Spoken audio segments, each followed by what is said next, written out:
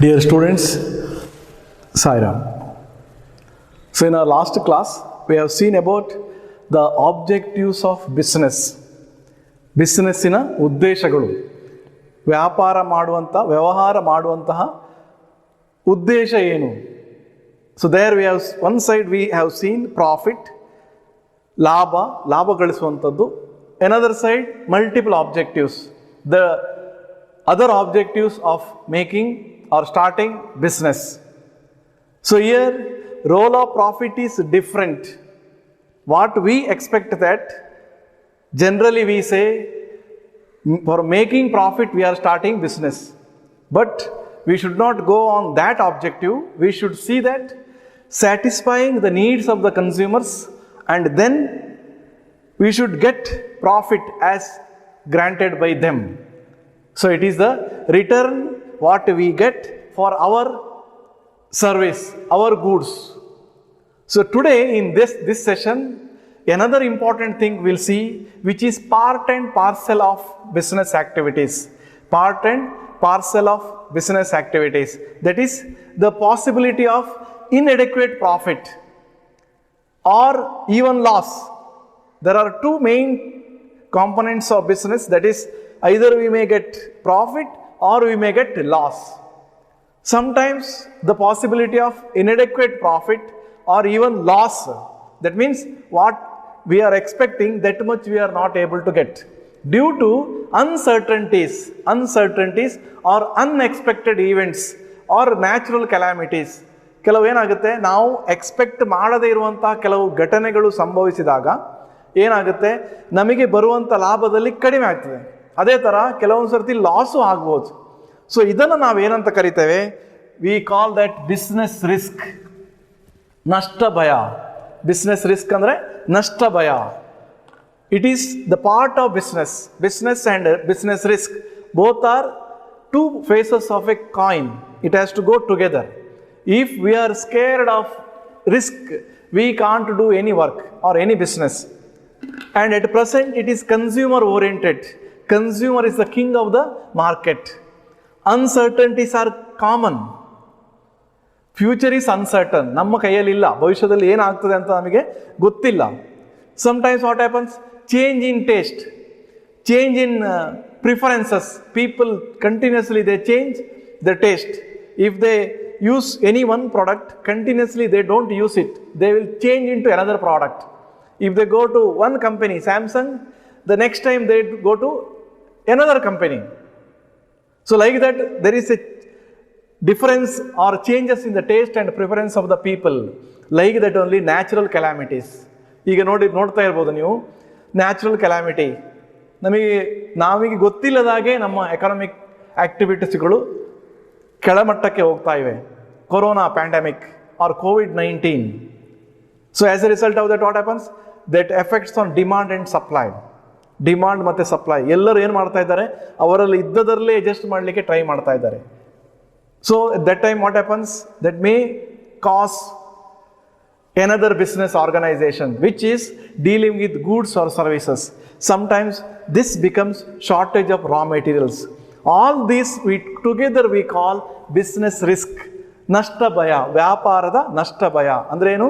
The possibility of inadequate profit or even losses due to uncertainties or unexpected events.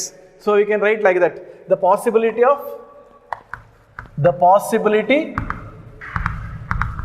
of inadequate, ಎಷ್ಟು ಬೇಕೋ ಅಷ್ಟು profit ಬರದೇ ಇರುವಂಥದ್ದು, profit or loss, even loss we can get due to what? Due to unexpected events, future events, unexpected events. ಏನು ಬೇಕಾದರೂ ಆಗ್ಬೋದು ಮುಂದಕ್ಕೆ, ನಮಗೆ ಗೊತ್ತಿಲ್ಲದ್ದು. ಅಥವಾ uncertainties, we can call uncertainties. Future is uncertain, ಏನು ಬೇಕಾದರೂ ಆಗ್ಬೋದು. ಅದರಿಂದಾಗಿ ಆಗುವಂಥ ನಷ್ಟ ಭಯಗಳನ್ನು ನಾವೇನಂತ ಕರಿತೇವೆ? ಬಿಸ್ನೆಸ್ ರಿಸ್ಕ್ ಅಂತ ಕರಿತೇವೆ. This is one mark question. You should write in sentence the possibility of inadequate profit or even loss due to unexpected events or uncertainties. That is called business risk. ಅದನ್ನು ನಾವು business risk ಅಂತ ಕರಿತೇವೆ. ಇದರಲ್ಲಿ 2 ಥರದ business risk ಕಾಣ್ತೇವೆ ನಾವು. ಕೆಲವೊಂದು ಏನಾಗುತ್ತೆ, ಪ್ಯೂರ್ ರಿಸ್ಕ್, ಅದರಿಂದ ಐದರ್ ಲಾಸ್ ಆರ್ ಪ್ರಾಫಿಟ್, ಒಂದು ಹಾಗೆ ಆಗುತ್ತೆ. ಇನ್ನೊಂದು ಏನಾಗುತ್ತೆ ಗೊತ್ತಾ, so there is a possibility of gain or possibility of loss, ಒಂದು ಪಾಸಿಬಿಲಿಟಿ. ಸೊ 2 ಟೈಪ್ಸ್ ಇದೆ. 2 types of risk, business risk, 2 types of business risk. We divide into 2 parts. One side we see speculative risk, guessing risk ಅಂತ ಕರೀತೇವೆ, ಊಹನಾತ್ಮಕ ರಿಸ್ಕ್ಗಳು. ಮತ್ತೊಂದು pure risk, ಶುದ್ಧ ನಷ್ಟ ಭಯಗಳು, ಶುದ್ಧ ನಷ್ಟ ಭಯ. 2 ಥರದ ರಿಸ್ಕ್ಗಳಿವೆ. So it involves both.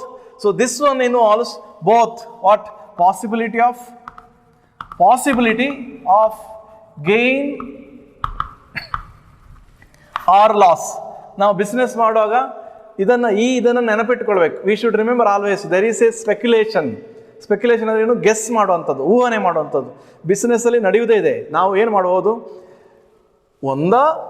Loss ಬರಲಿಕ್ಕೂ ಸಾಧ್ಯತೆ. ಆಗ ನಾವೇನು ಮಾಡಬೇಕು, ಈ ಥರ ತಿಳ್ಕೊಳ್ಬೇಕು, gain or loss. We may gain something or we may lose something. If you want to gain something we have to lose something. ಆ ತತ್ವದಲ್ಲಿ ಹೋದರೆ ಸರಿಯಾಗುತ್ತೆ. If you want to inhale oxygen we have to exhale carbon dioxide.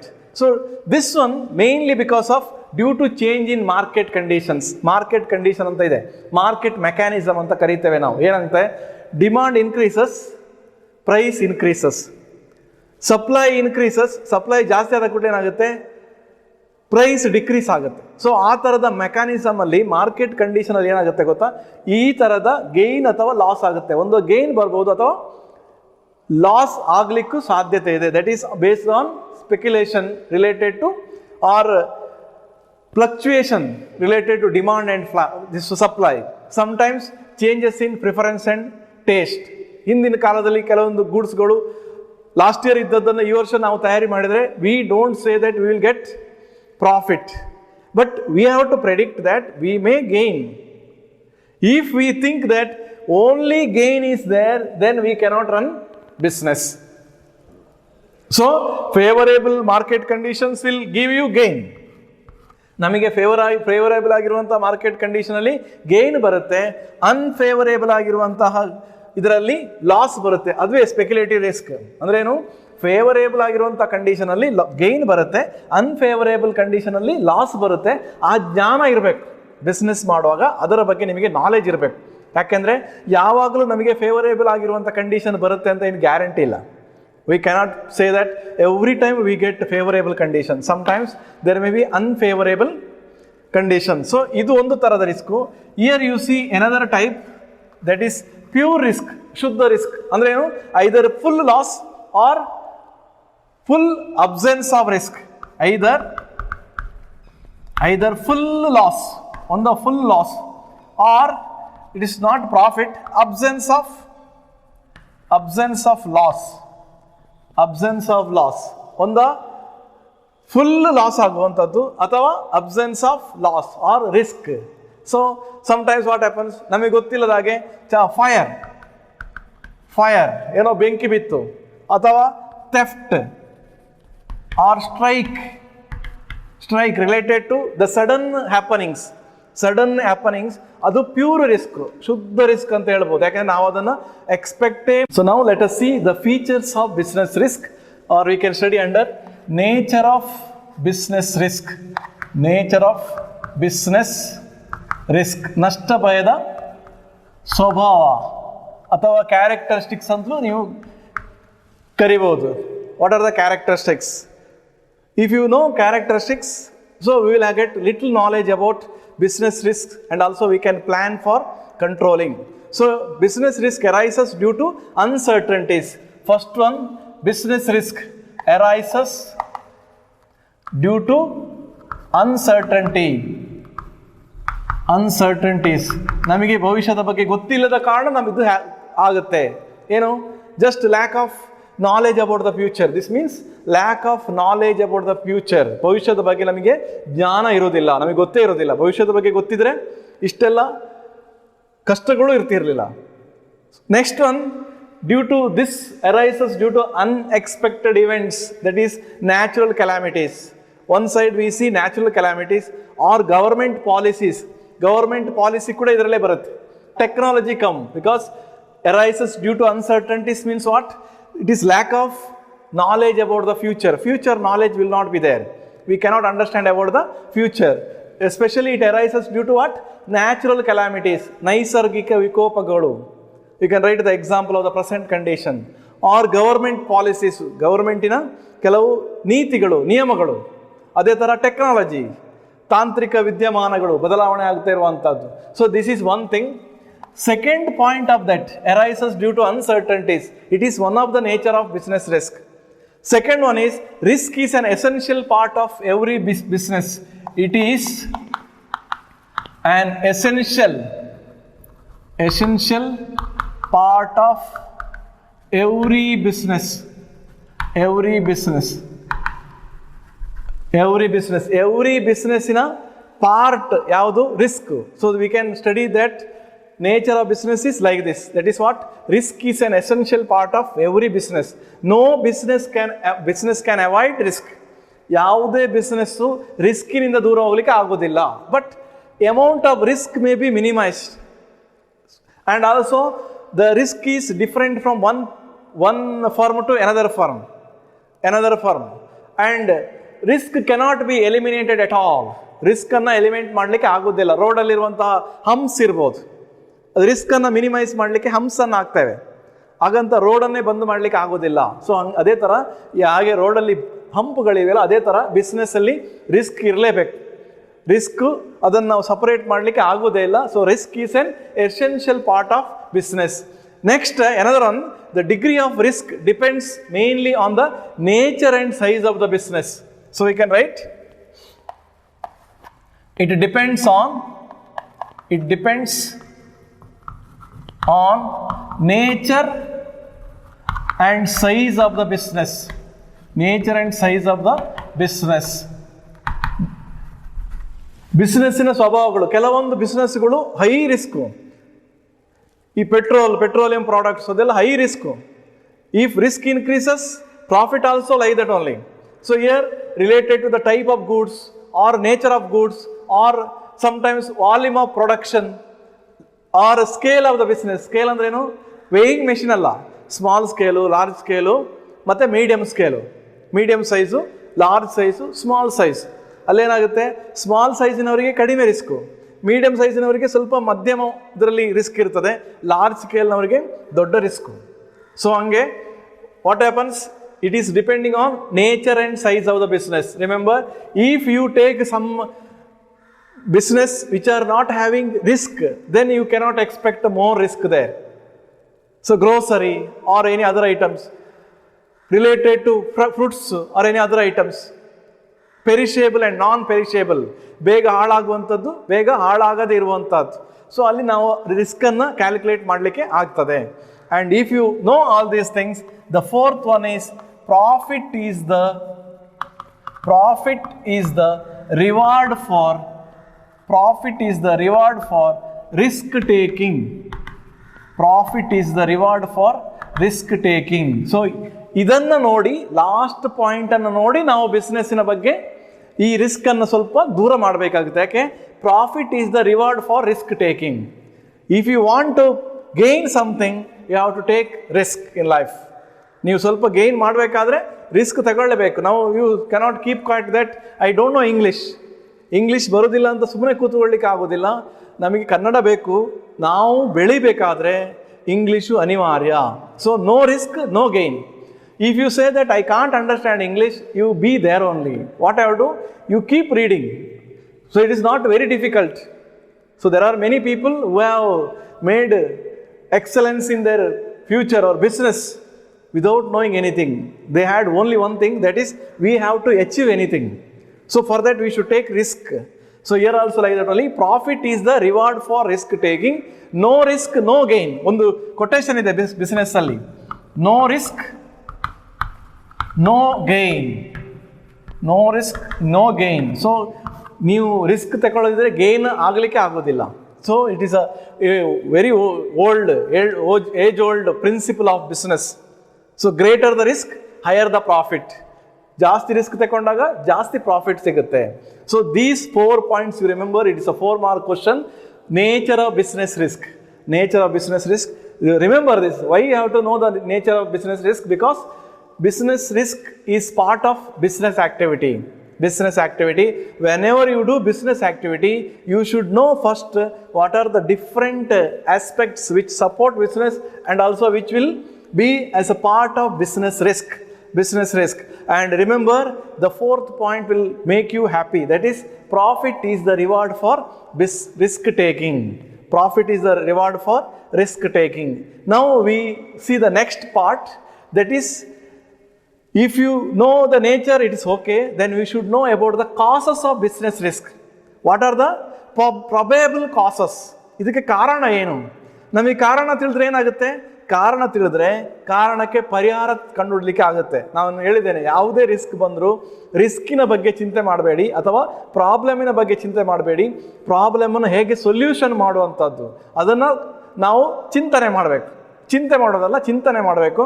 ಪ್ರಾಬ್ಲಮಿನ ಬಗ್ಗೆ ನಾವು ಚಿಂತೆ ಮಾಡ್ತಾ ಹೋದರೆ problem becomes more and more. ರಿಸ್ಕಿನ ಬಗ್ಗೆ ಚಿಂತೆ ಮಾಡಿದರೆ risk becomes more. So what I would do, we should find out the causes of business risk. Business riskina causes ಅಂದರೆ ಕಾರಣಗಳು. ಆ ಕಾರಣ ಗೊತ್ತಿದ್ರೆ we can try to minimize the risk, not eliminating risk. Complete ಆಗಿ ರಿಸ್ಕನ್ನು ದೂರ ಮಾಡಲಿಕ್ಕೆ ಆಗೋದಿಲ್ಲ, but we can minimize the risk. Let us see the causes of business risk. Causes of business risk. Causes of business risk. Business risk ಇರುವಂಥ ಕಾರಣಗಳು ಏನು? So we can divide into 4 parts. One is natural causes, ಸ್ವಾಭಾವಿಕ ಕಾರಣಗಳು. ಸ್ವಾಭಾವಿಕ ಕಾರಣಗಳು. So one is natural causes. Next one is probable causes, human causes. ಮಾನವನಿಂದಾಗಿ ಆಗುವಂತಹ ಕೆಲವು ಮಾನವ ಸಹಜ ಕಾರಣಗಳು. ಮತ್ತೊಂದು it is an economic activity. So economic causes. Economic causes, and along with this all other causes we combine and write other causes. Other causes. So let us see one by one. Natural causes. Natural means naturally occurring. ಸ್ವಾಭಾವಿಕವಾಗಿ ಆಗುವಂಥದ್ದು. ಸ್ವಾಭಾವಿಕವಾಗಿ ಆಗುವಂಥದ್ದು. So here these things human beings cannot stop. Natural causes ಅನ್ನು human beings cannot stop. They don't have any control over natural calamities. You can give the example of natural calamities. You have to write example and explain that. Write this point. Under that you write natural causes are naturally occurring and human beings cannot control that, and human beings don't have any idea about their future. Then how can they control natural causes? So what are the natural causes? Flood. Flood andre ಇದು ನೆರೆ ಬರುವಂಥದ್ದು, earthquake ಭೂಕಂಪನ ಆಗುವಂಥದ್ದು, even lightning, ಇದು ನಮ್ಮ ಮಿಂಚು, ಸಿಡಿಲು, heavy rain. ನಾವು recently have seen agricultural crops we lost, and also agricultural products are becoming very costly that we did not expect. Like that only famine, ಬರಗಾಲ. So here what happens? Loss of property and income, both they lose. Like that only. Second one, human causes. Human causes. Human beings are like that only. Unexpected events may happen at any time. For example, the negligence of the employees. You know, employees, nam ಕೆಲಸದವರು ಅಥವಾ ಕಾರ್ಮಿಕರು, laborers, they be honest or they may show their dishonesty or carelessness or negligence of employees cause human causes. ಏನಾಗುತ್ತೆ? They stop the work. ಅವ್ರು ಬರೋದೇ ಇಲ್ಲ, ಮರು ದಿವಸ strike, stoppage of work due to power failure. Also like that only, power failure or strike or riots or ಮ್ಯಾನೇಜ್ಮೆಂಟಿನವರು ಸರಿ ಅದನ್ನು effect ಆಗಿ ನೋಡಿಕೊಳ್ಳೋದಿದ್ರು ಕೂಡ ಏನಾಗುತ್ತದೆ? ಹ್ಯೂಮನ್ ಕಾಸಸ್ ಆಗುತ್ತೆ. ಹ್ಯೂಮನ್ ಕಾಸಸ್ಸು ಖಂಡಿತವಾಗಿ ನಾವು ಫೇಸ್ ಮಾಡ್ತೇವೆ ಬಿಸ್ನೆಸ್ಸಲ್ಲಿ. ಯಾವುದೆಲ್ಲ? ಎಲ್ಲವೂ ಮಾನವನ ನೆಗ್ಲಿಜೆನ್ಸಿಂದ ಆಗುವಂಥದ್ದು, ಅವನ ಕೇರ್ಲೆಸ್ನಿಂದ ಆಗುವಂಥದ್ದು, So they cannot stop it. Sometimes power failure or strike, unexpected events take place. The third one is economic causes. We said business is an economic activity. It is under economy. ಎಲ್ಲ hole ಸಿಸ್ಟಮನ್ನು ನಾವು ಏನಂತ ಕರಿತೇವೆ? Economy ಅಂತ ಕರಿತೇವೆ. ಎಲ್ಲವನ್ನು ಒಟ್ಟಿಗೆ ಸೇರಿ economy ಅಂತ ಕರಿತೇವೆ. ಎಕಾನಮಿ ಅಂದರೆ ಒಂದು ದೇಶದ ಆರ್ಥಿಕತೆ. ಅಲ್ಲಿ ಮೇಯ್ನ್ ಆಗಿ ಏನಾಗುತ್ತೆ? Consumer is the main part. Consumer is the king of the economy there, and consumer decides the difference in price rise or price decrease. So it is based on demand and supply. ಕನ್ಸ್ಯೂಮರ್ನ ಕೈಯಲ್ಲಿರ್ತದೆ, price rise ಆಗಿರ್ತದೆ, ಅಥವಾ ಕೆಲವು ಟ್ಯಾಕ್ಸ್ಗಳಿಂದ ಆಗಿರ್ತದೆ, ಅಥವಾ ಟೆಕ್ನಾಲಜಿಯಿಂದ ಆಗಿರುತ್ತೆ, financial ಕ್ರೈಸಿಸ್ನಿಂದ ಆಗಿರುತ್ತೆ, ಅಥವಾ other problems related to finance, ದುಡ್ಡಿನಲ್ಲಿ ಹೆಚ್ಚಳ ಆಗುವಂಥದ್ದು, ಬ್ಯಾಂಕಿನವರ ಏನಾದರೂ ಸಮಸ್ಯೆಯಿಂದಾಗಿ ಏನಾಗುತ್ತೆ? ಎಕನಾಮಿಕ್ ಕಾಸಸ್ ಆಗುತ್ತೆ. Mainly demand and supply. Second one is competition ಕೂಡ ಹೇಳ್ಬೋದು. ಕಾಂಪಿಟೀಷನ್ ಅಂದರೆ ನಮಗೆ ಸರಿಯಾಗಿ ನೇರವಾಗಿ ಇನ್ನೊಂದು ಬಿಸ್ನೆಸ್ ಮೇಲೆ ಬರ್ತಾ ಇದೆ ಅಂದರೆ we have to get ready for that. Or price rise, ಅದೇ ಥರ ಟ್ಯಾಕ್ಸಸ್ಸು ಇದಕ್ಕೆ ಆಗುತ್ತೆ. And last one is other causes, mainly unforeseen events. I said no, future is uncertain, ಅಥವಾ political problems. You can write one by one year. Unforeseen circumstances, ಮುಂದೆ ಆಗದಂಥ ಕೆಲವು, ನಾವು ಗ್ರಹಿಸದಂಥ ಕೆಲವು ಆಕ್ಟಿವಿಟೀಸು, ಇವೆಂಟ್ಸ್ ಆಗುವಂಥದ್ದು, ಅಥವಾ ಪೊಲಿಟಿಕಲ್ ಡಿಸ್ಟರ್ಬೆನ್ಸ್, ಅಥವಾ ಮೆಕ್ಯಾನಿಕಲ್ ಫೇಲ್ಯೂರ್ಸ್, ಅಥವಾ ಸಡನ್ಲಿ ಒಂದು ಬಾಯ್ಲರೇ ಬರ್ಸ್ಟ್ ಆಯಿತು, ಅಥವಾ ಫ್ಲಕ್ಚುಯೇಷನ್ ಇನ್ ಎಕ್ಸ್ಚೇಂಜ್ ರೇಟಲ್ಲಿ ಜಾಸ್ತಿ ಆಗುವಂಥದ್ದು. So these are the other causes. And if you know the causes, then we can have some methods to deal with risk. Methods to deal with these risk. ಹೇಗೆ ಅದನ್ನು deal ಮಾಡಬೇಕು? ನಮಗೆ ಕಾರಣ ನಾನು ಹೇಳಿದ್ದೇನೆ, ಬಿಸ್ನೆಸ್ಸಲ್ಲಿ we don't think about risk, we deal with that. This is what to do. We have to decide not to take very risky transaction. So don't enter too risky business activities or transactions. Too risky ಇರುವುದಕ್ಕೆ ಹೋಗಲೇಬೇಡಿ. If you see that it is very risky, if you can, it is okay, then take prevention measures.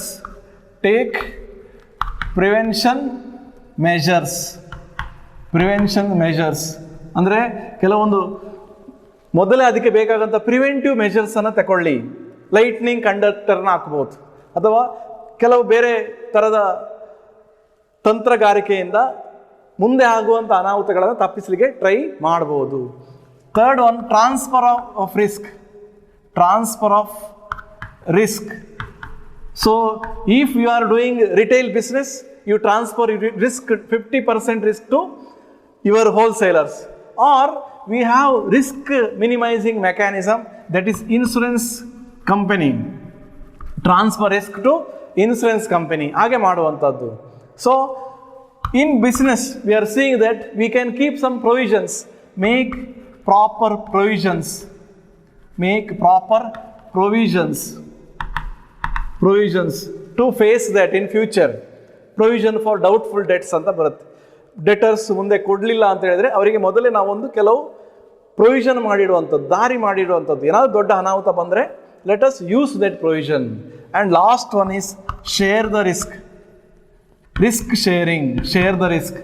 If you are doing wholesale, you have to share the risk with the manufacturers, like that only with the retailers. If you do take these measures, we can minimize risk. So remember, we cannot eliminate risk, we can minimize risk. So this is part and parcel of business activities. So after seeing this one, let us see how to do business. What are the factors responsible for starting a business? That we will see in our next class. Thank you. Sai Ram.